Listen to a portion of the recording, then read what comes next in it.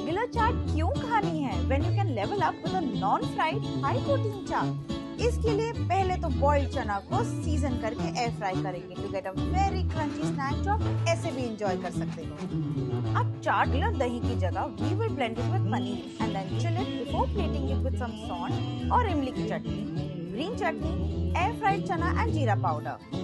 This is what we call absolute guilt-free snacking and